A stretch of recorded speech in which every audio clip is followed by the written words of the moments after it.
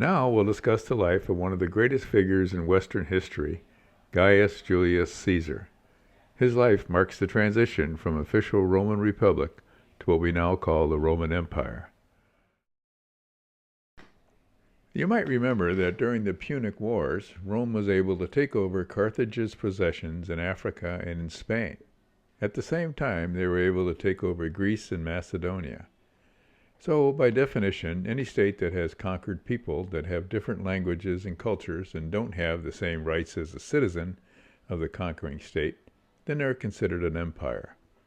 However, during Julius Caesar's birth and during his life in Rome, it was still officially a republic, but that's referring more to its form of government. So let's go into the story of Julius Caesar, and there's going to be a significant cast of characters here. By 60 BC, Julius Caesar is roughly 40 years old, and he's already a significant figure in the Republic.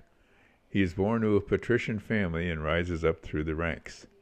He's a charismatic figure, and in 60 BC he forms an alliance with two other powerful people in Rome, that's Crassus and Pompey, which later gets known as the First Triumvirate. Crassus, the Spartacus hero you remember, is the richest man in Rome and was a good bit older than Julius Caesar. Pompey is also a little bit older and was a significant general in the Roman Republic. This informal agreement allowed the three of them to hold the power and control the Senate. Even though Julius Caesar was a patrician, who were generally conservative, the triumvirate wanted to do more things for the people, and therefore you can view them as progressive. For example, they wanted to do land redistribution versus the conservatives who wanted to hold the power in the aristocracy, and also to expand the rights of citizenship.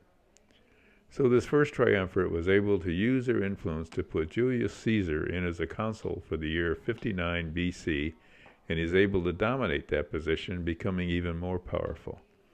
He tries to put his populist reforms in place, and he created a lot of tension in the Senate between the populists and the conservatives. After Caesar completes his one-year term as consul, he becomes proconsul, which you might call a military governor, and he's given regions that border Gaul, which would be considered southern France today, near the Italian Alps. He uses his position as proconsul to build a powerful army and expand into Gaul to take on the Gallic tribes. The Gauls had never been conquered. They were strong, but they were fragmented. There were many of them, on the order of 300, and they were militarily very sophisticated. In fact, many historians say they were comparable in skill to the Romans, but it is their fragmentation that allowed Julius Caesar to go after them.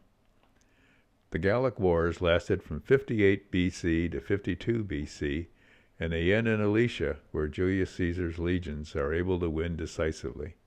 He's able then to take all that territory for Rome.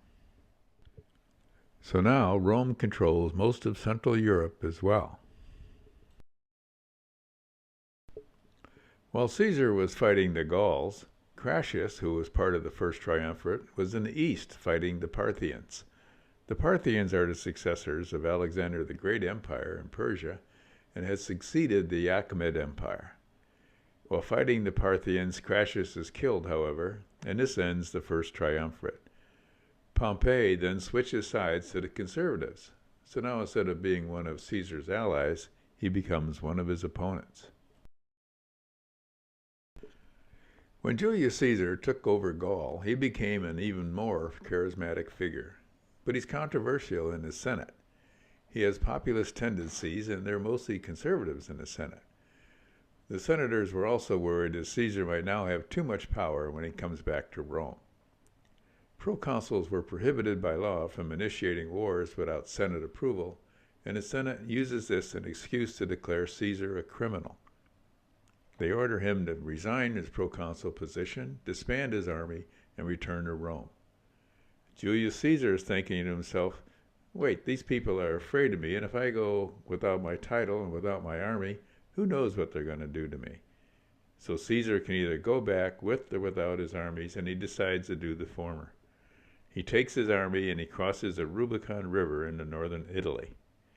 Crossing the Rubicon is now a phrase that we have in our culture that means you've gone past the point of no return. There's a famous quote attributed to Julius Caesar: "Once you cross the Rubicon, the die has been cast at the point of no return." This is a really big deal because it's illegal for the governor general or proconsul to take their legions outside the territories that they governed. And he wasn't just taking them into the Italian peninsula, he was taking them all the way to Rome.